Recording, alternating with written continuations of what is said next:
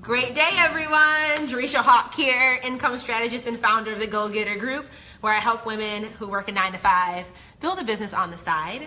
But I have the special privilege today of having a good dear friend, Quentin Love, here. What's up? How we doing this morning, afternoon? Hey Q, hey Q. And I wanted you guys just to have the opportunity to meet him and for him to kind of share his story and offer his words of encouragement. He's recently written a book, which I absolutely love. And I get morning text messages from him of like daily Bible quotes and just spiritual, I guess they are Bible quotes or sayings. I don't know what they are, but they get my morning all the way together. So I have him here today. I guess take a moment, introduce yourself. Who is Q? Why do you do what you do? Okay, yeah. How's it going, everyone?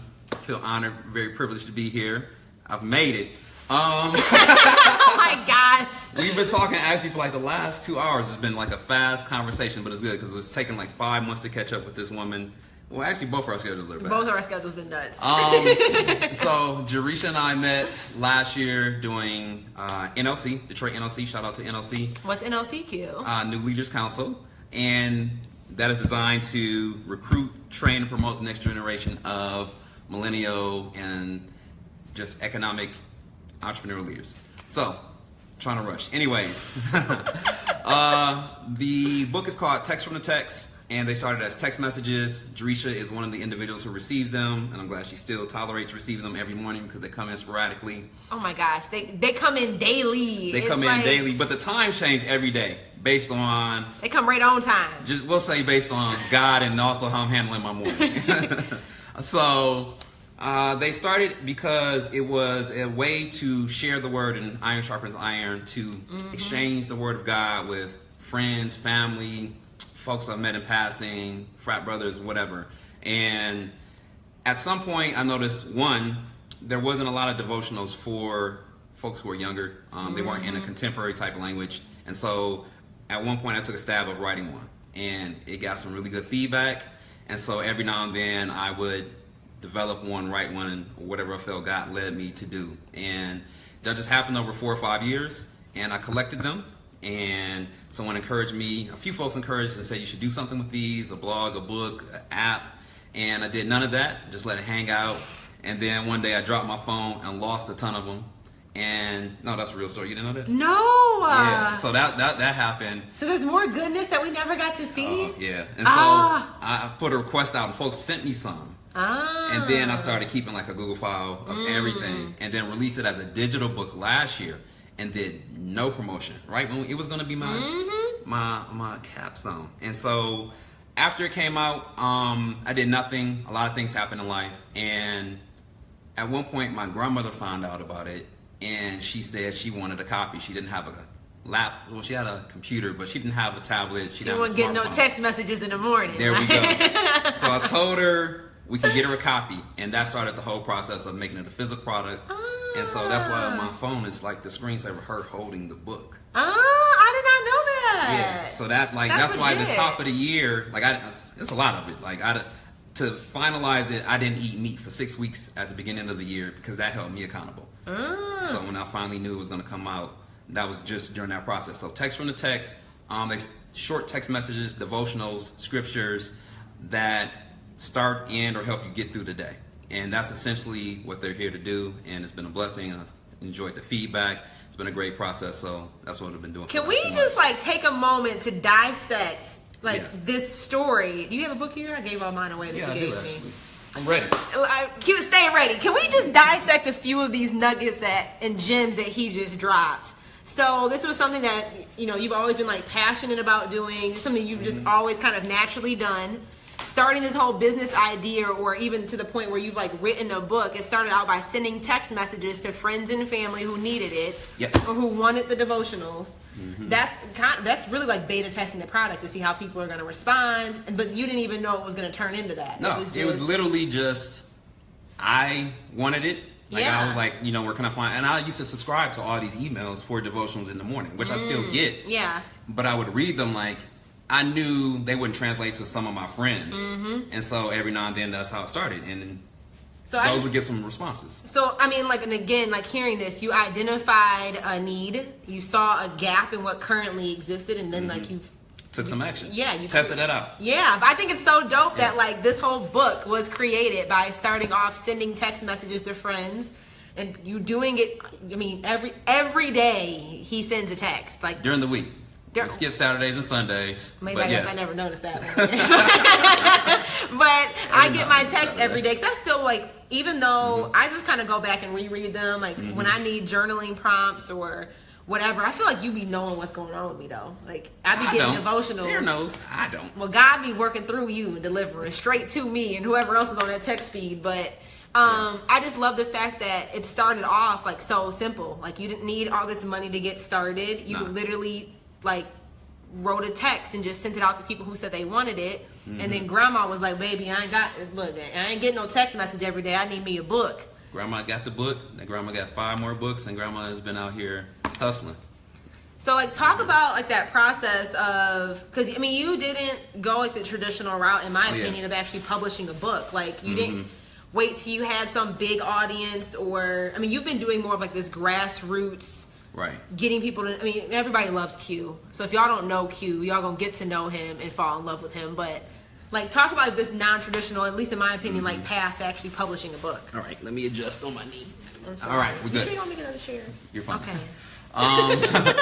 I did look at traditional publishing routes, and I looked at some faith-based publishers, and I didn't think they were the best scenarios, the best situations. The terms, just my mother had self-published a number of years back. So I picked her brain a little bit. I talked to a lot of folks who had self-published or had come out with a book. So same thing. I just went out and talked to people and got everyone's perspective. And I knew I wanted something that was a little differently shaped. These aren't your core normal dimensions. Yeah. This is the book. So I wanted something that was portable, something, because normally I say it's something you can read on the platform of a train. If you're waiting at the airport, you're in the back of an Uber, whatever. And so I researched just a number of ways to publish and just started just reverse engineering. Where do you go for copyright information? Where can I print? How long does it take to get this put together?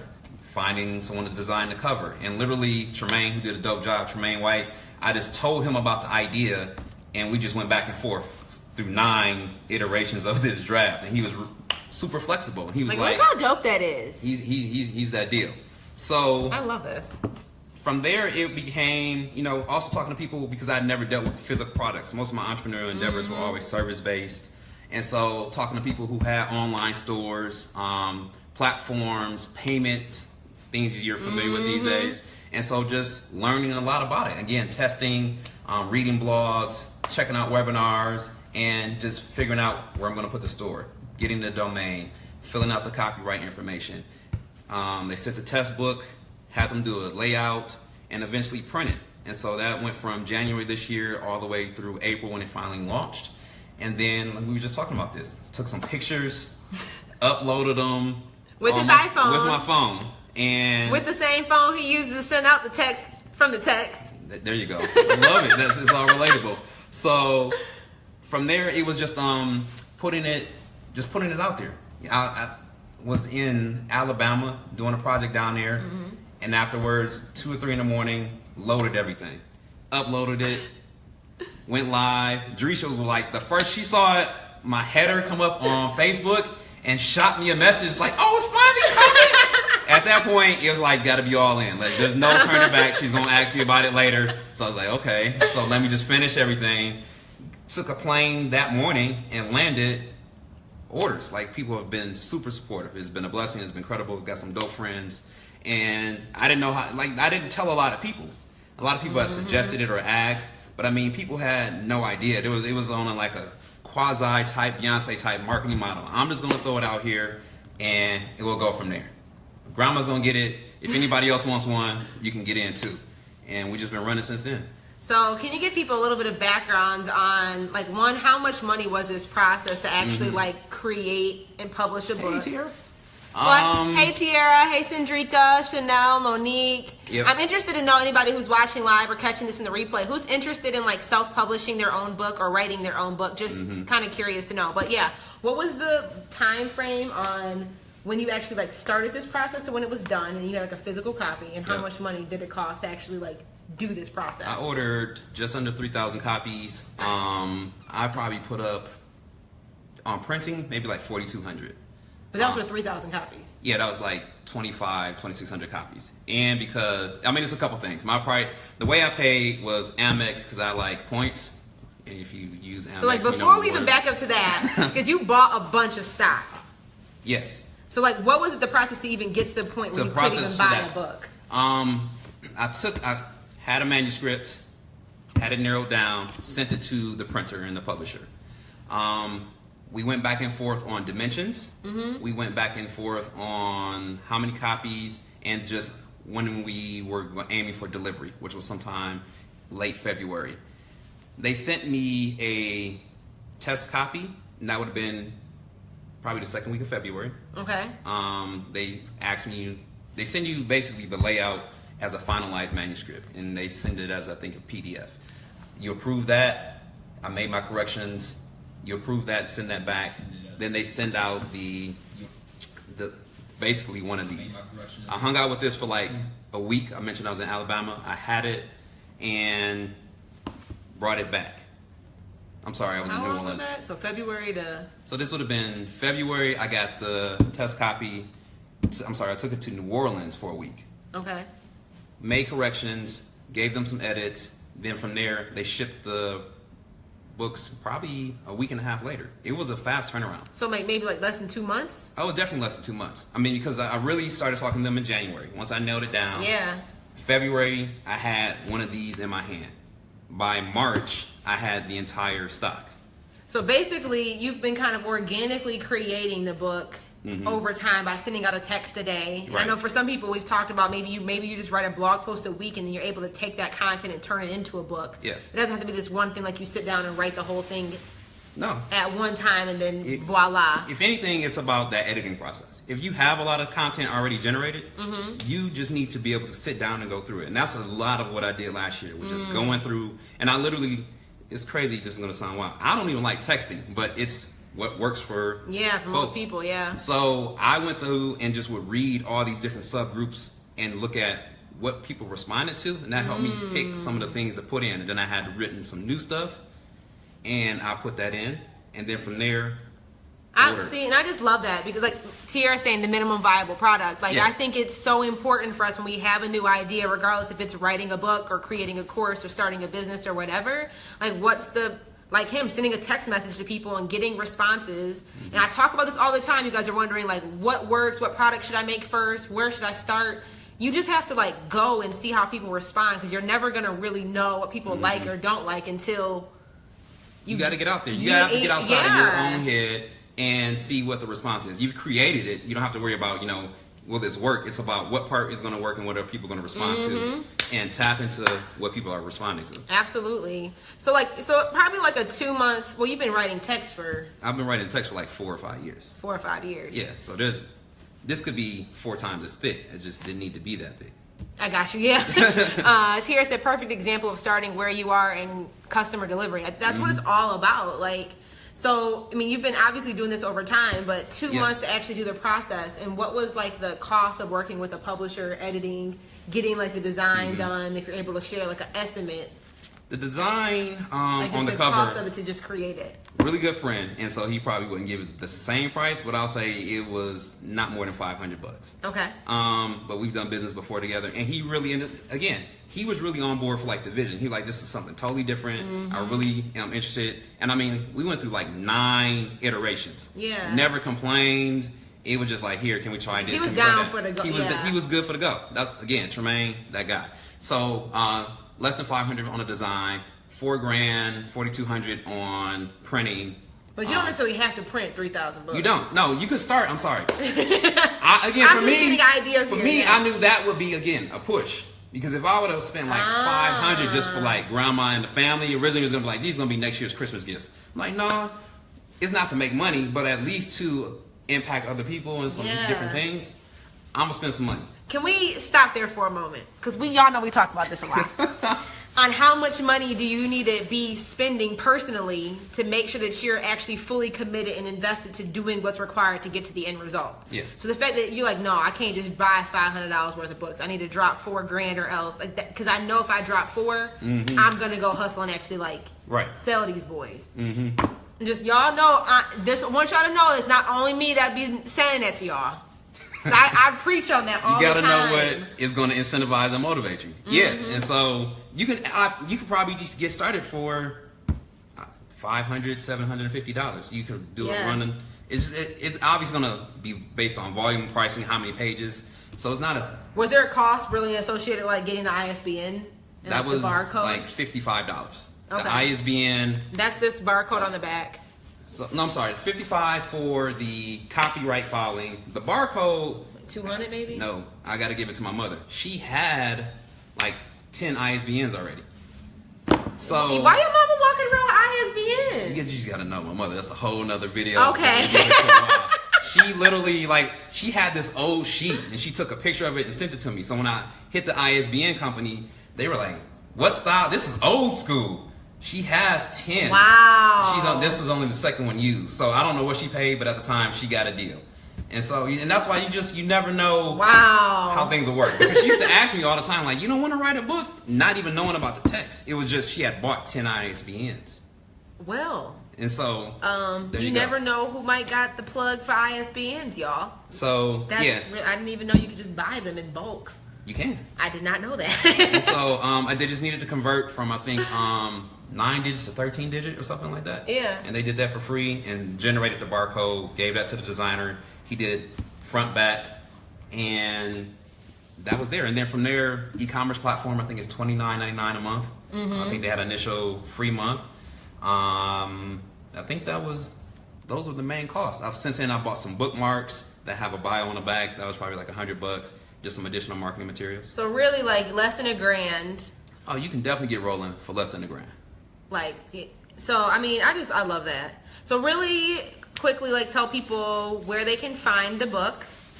Well, the link's in the title of this Facebook Live. So, y'all, I like literally, if you're looking for something, I think that's digestible. I think like it's super relatable. And I just think it's nice. For me, I need like structure when it comes to my prayer.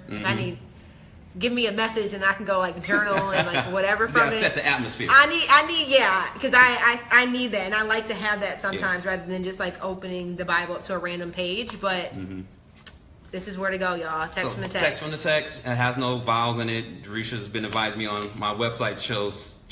So the other cost was domain, which might have been $30, something like that. Probably not even that much. I'm a multi-year purchaser. Oh, multi-year purchaser. He's in it for the long haul. Again, I'm going to commit. Or you can find me on Instagram and Twitter. My link is there, QG Love, and that will have the link in the bio. I encourage you to check it out. The blog has a lot of samples on it if you are interested in the book or you were wondering what the material looks like. So I appreciate the support and appreciate the time to talk about it. Yeah.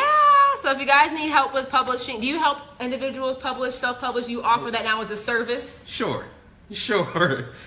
Contact me. We can get it rolling. And definitely go get the book, Text from the Text. Just hit the link in the title of this Facebook Live. Love it. Jordan says she's going to buy when she's launching. She's got to stay in the word. You do. And this is like the perfect way to do it. So definitely hit the link in the title. I'll make sure to put Q's information if you want to check them out on Instagram or Facebook so you guys can stay connected. But thanks for joining us today, Q. Thank you. Long time coming. I know. I'm glad we finally did it. 5 months. Look at there. Thank you for having me. Love all the success you're doing. This is my girl. Like, Q's my homeboy. Can you just show the shirt just to let them know how real you are? This is great people. Love the way you're being used. So righteous and ratchet. You may get it, you may not. We all got a little bit of both. So the people who are watching, like Jordan has her spiritual gangster sweater. Love that. I love the righteous and ratchet. Like, I'm about to go get that. So I mean, also though, just like really quickly, like what's next? What's next is I've been working with some churches. So a couple of churches have bought bulk copies for their graduates in their congregation. Also, I've been reaching out to campus ministries. Again, reaching to millennials. I think that these topics, the conversations. So basically, setting up a tour to go to some different college campuses and have that kind of conversation about where are we, how do we worship, and things like that. So anybody here who attends church, who feel like this might be a value add in your Bible study, church basketball league, vacation Bible school, youth ministry, let's talk. Hit them up, or if you are associated with any schools, feel free to like leave any information so Q can leave it in the comments or reach out to me so I can connect you guys, because you can't never spread the word enough. Amen. You can't be redeemed without recognizing the righteousness within. Hey! That's real. And on that note, y'all, be blessed. Have a great Monday. And I will see you guys soon. Be blessed. Bye, y'all. I love that.